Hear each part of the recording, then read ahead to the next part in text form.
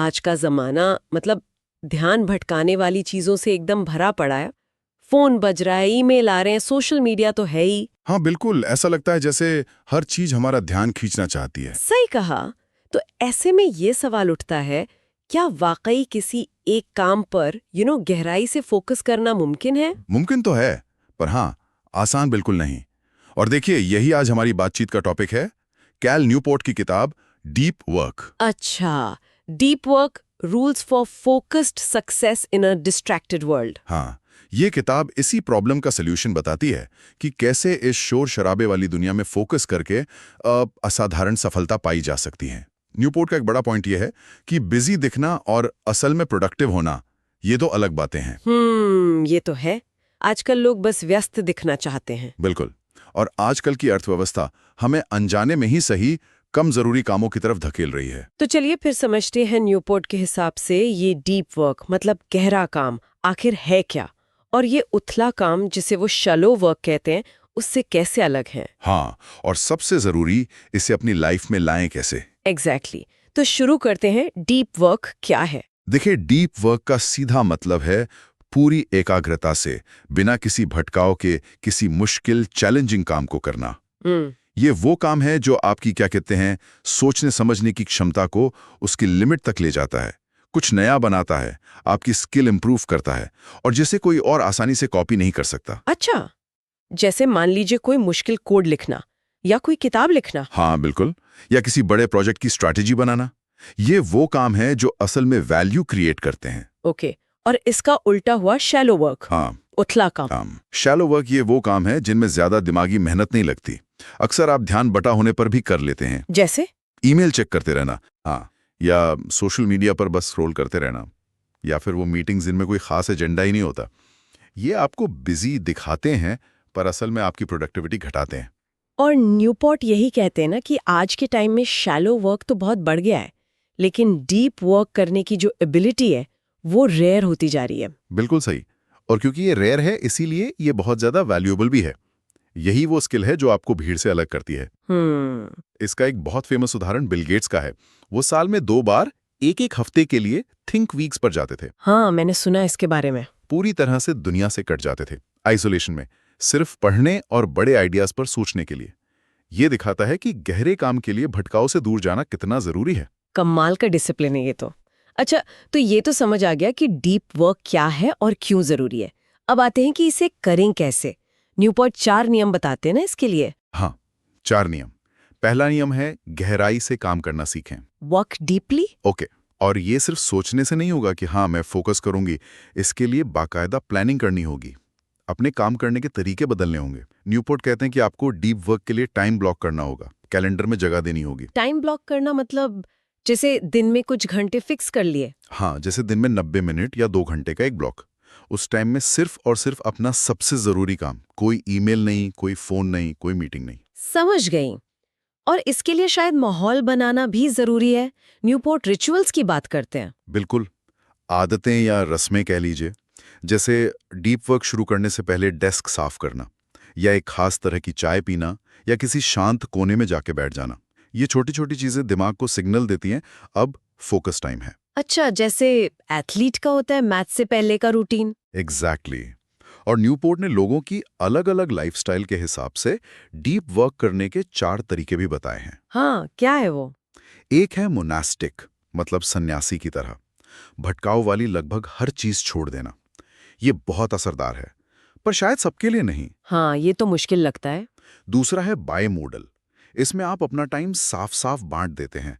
कुछ टाइम, जैसे हफ्ते के कुछ दिन, पूरी तरह डीप वर्क के लिए, बाकी टाइम दूसरे कामों के लिए। बिल गेट्स का थिंक वीक इसी तरह का है। ओके। तीसरा है रिदमिक। इसमें आप रोज एक फिक्स टाइम पर डीप वर्क करते हैं, जैसे रोज सुबह 2 घंटे। एक आदत बन जाती है। ये ज्यादा प्रैक्टिकल लगता है शायद। हाँ, काफी लोग इसे फॉलो करते हैं। और चौथा है जर्नलिस्टिक। ये सबसे फ्लेक्सिबल है, पर मुश्किल भी। इसमें आप जब भी खाली टाइम मिले, फौरन डीप वर्क मूड में चले जाते हैं, जैसे कोई जर्नलिस्ट डेडलाइन पर करता है। इसके लिए प्रैक्टिस चाहिए। कार्ल युंग का भी उदाहरण है ना, जिन्होंने शहर से दूर एक टावर बनवाया था सिर्फ लिखने सोचने के लिए। हाँ बिल्कुल, जहां बिजली तक नहीं थी। ये दिखाता है कि माहौल कितना मायने रखता है। सही बात है। और एक बात याद रखनी चाहिए, शुरू में फोकस करना मुश्किल लगेगा, जैसे पहली बार जिम जाना। हाँ बिल्कुल। लेकिन न्यूपोर्ट कहते हैं कि एकाग्रता एक मसल की तरह है, जितना ट्रेन करेंगे उतनी मजबूत होगी। तो पहला नियम हुआ डीप वर्क के लिए प्लानिंग, टाइम और माहौल बनाना। अब दूसरा नियम, ये थोड़ा अजीब लगता है सुनने में। बोरियत को गले लगाएं, एम्ब्रेस बोर्डम। हाँ, ये आजकल की दुनिया से बिल्कुल उल्टा है। वही तो, हम तो जरा सा बोर होते ही फोन उठा लेते हैं। और यही न्यूपोर्ट का तर्क है। वो कहते हैं कि अगर आपका दिमाग थोड़ी सी भी बोरियत नहीं झेल सकता, अगर उसे लगातार कुछ ना कुछ नया चाहिए, तो वो लंबे टाइम तक किसी मुश्किल काम पर टिकेगा कैसे? डीप वर्क के लिए जो गहरी एकाग्रता चाहिए, वो ऐसे दिमाग में डेवलप ही नहीं हो सकती जो हर 2 मिनट में डिस्ट्रैक्ट हो जाए। ये आजकल कितना मुश्किल है ना।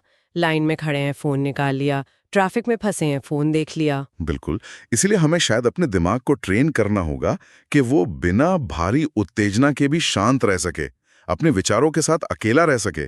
और साइंस भी तो यही कहता है ना कि एक काम से दूसरे पे जाने में, मतलब टास्क स्विचिंग में, फोकस टूटता है। हाँ, बुरी तरह टूटता है। Flown.com की एक 2025 की स्टडी बताती है कि ऐसे छोटे छोटे भटकाओं से उभरकर वापस उसी फोकस लेवल पर आने में पता कितना टाइम लगता है? औसतन 23 मिनट। क्या 23 मिनट?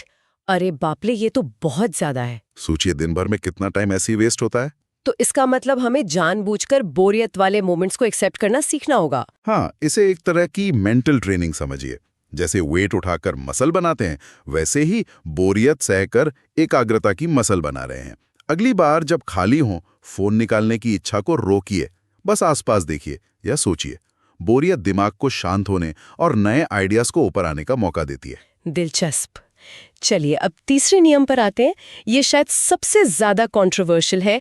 सोशल मीडिया छोड़ें, क्विट सोशल मीडिया। क्या मतलब सब कुछ बंद कर दें? नहीं नहीं, यहाँ न्यूपोर्ट का नजरिया थोड़ा बारीक है। वो टेक्नोलॉजी के खिलाफ नहीं है, ना ही वो कह रहे हैं कि सारे सोशल मीडिया प्लेटफॉर्म्स बेकार हैं। तो फिर उनका कहना है कि हमें हर डिजिटल टूल का इस्तेमाल एक क्राफ्ट्समैन या कारीगर की तरह सोच समझकर करना चाहिए। एक कारीगर अपने औजार बहुत ध्यान से चुनता है। वो हर नया टूल सिर्फ इसलिए नहीं ले लेता कि वो मार्केट में आ गया है। मतलब हमें खुद से पूछना चाहिए कि क्या ये टूल, जैसे कोई ऐप, मेरे जरूरी लक्ष्यों को पाने में सीधी और बड़ी मदद करता है?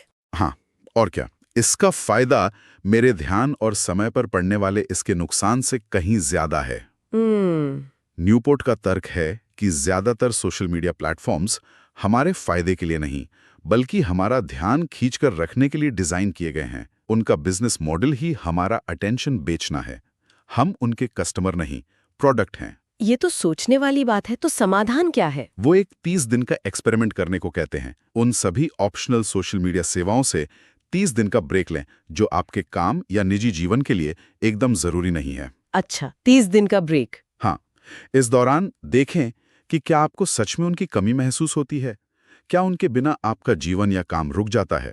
30 दिन बाद आप ज्यादा क्लियरली तय कर पाएंगे कि कौन सा प्लेटफॉर्म वाकई वैल्यू देता है और किसे छोड़ना ही बेहतर है। न्यूपोर्ट ने खुद भी तो ट्विटर छोड़ा था ना, अपनी किताब पर फोकस करने के लिए। हाँ बिल्कुल, ये दिखाता है कि कभी कभी बड़े लक्ष्यों के लिए ऐसी चीजों से दूरी बनानी पड़ती है जो अच्छी लगती हैं पर असल में ध्यान भटकाती हैं। तो मकसद सिर्फ सोशल मीडिया छोड़ना नहीं, बल्कि अपने ध्यान पर कंट्रोल वापस पाना है। एग्जैक्टली।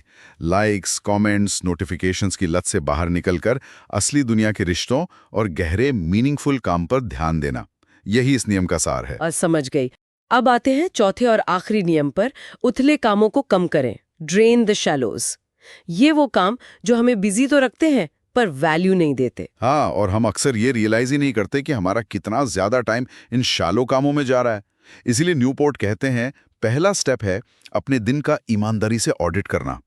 ट्रैक करें कि कितना टाइम ईमेल, मीटिंग्स, एडमिन काम, रिपोर्टिंग वगैरह में जा रहा है। अच्छा, पहले पता लगाना कि टाइम जा कहाँ रहा है। हाँ, और एक बार ये पता चल जाए तो फिर उसे कम करने की स्ट्रैटेजी बनानी होगी। जैसे ईमेल चेक करने के लिए दिन में सिर्फ 2 या 3 बार टाइम फिक्स करना, हर नोटिफिकेशन पर तुरंत रिएक्ट करने की बजाय। या शायद लोगों को बता देना कि आप आमतौर पर कितनी देर में जवाब देंगे, ताकि वो तुरंत जवाब की उम्मीद ना रखें। बिल्कुल सही। इससे वो प्रेशर कम होता है। और इसमें एक बहुत जरूरी बात है, ना कहना सीखना। हाँ, ये मुश्किल होता है। हर मीटिंग, हर छोटी मोटी रिक्वेस्ट, हर ऐसे काम के लिए हाँ कह देना जो आपके डीप वर्क के लक्ष्यों से सीधे नहीं जुड़ा है, वो आपके सबसे कीमती समय को खा जाता है। अपनी प्रायोरिटीज को लेकर क्लियर होना और गैर जरूरी चीजों को मना करना सीखना होगा। ये तो है, खासकर अगर आप दूसरों को नाखुश नहीं करना चाहते। हाँ, लेकिन न्यूपोर्ट याद दिलाते हैं कि आपका लक्ष्य पॉपुलर होना नहीं, बल्कि इफेक्टिव होना और मीनिंगफुल काम करना है। टिम फेरिस की 4 आवर वर्क वीक में भी कुछ ऐसा ही है। 80-20 रूल, उन 20% कामों पर फोकस करना जो 80% रिजल्ट देते हैं। और यहीं पर वो एआई वाली बात भी आती है ना, आपने कहा था डेस्क टाइम की स्टडी। हाँ, बिल्कुल।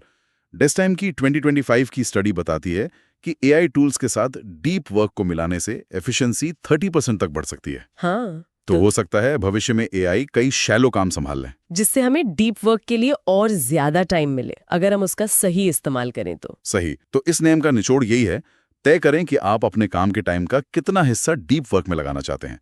फिर बाकी शैलो कामों को इस तरह मैनेज करें, लिमिट करें या डेलीगेट करें ताकि वो आपकी डीप वर्क में रुकावट ना डालें। तो कुल मिलाकर ये 4 नियम, गहराई से काम करें, बोरियत को अपनाएं, सोशल मीडिया सोच समझकर यूज करें और उथले काम कम करें, ये हमें रास्ता दिखाते हैं कि आज के डिस्ट्रैक्टेड दुनिया में फोकस कैसे पाएं। कैल न्यूपोर्ट का मैसेज साफ है, फोकस अब एक सुपर पावर है। और ये सिर्फ काम में सक्सेस के लिए नहीं है। न्यूपोर्ट मानते हैं कि डीप वर्क से एक ज्यादा मीनिंगफुल और संतुष्ट जीवन भी मिलता है। जब आप किसी चीज में पूरी तरह डूबकर कुछ बनाते हैं तो उससे एक गहरी संतुष्टि मिलती है। वो शैलो कामों की भगदौड़ में नहीं मिलती। बिल्कुल नहीं। और जैसा आपने पहले बताया, हाल के आंकड़े भी इस बात को सपोर्ट करते हैं। हाँ, 2025 के आसपास की कुछ स्टडीज ये ट्रेंड साफ दिखाती हैं। जैसे ग्रेट प्लेस टू वर्क की स्टडी ने पाया कि रेगुलर डीप वर्क सेशन से रिमोट कर्मचारियों की परफॉर्मेंस 25% तक बढ़ी। 25%? ये तो बहुत है। और सुनिए, आजाना की रिपोर्ट ने दिखाया कि डीप वर्क प्रैक्टिसेस अपनाने वाली टीमों में कंसंट्रेशन 20% बढ़ा और क्वालिटी काम तेजी से हुआ। अच्छा। आर्ची स्टडी ने यूएस प्रोडक्टिविटी में 1.5% ग्रोथ को डीप वर्क जैसी स्ट्रैटेजीज से जोड़ा। Complex.so ने दिखाया कि छोटी टीमों में भी डीप वर्क से फोकस 35% तक सुधर सकता है। ये सारे आंकड़े एक ही कहानी कह रहे हैं। डीप फोकस की एबिलिटी आज के दौर में पहले से कहीं ज्यादा जरूरी और फायदेमंद है।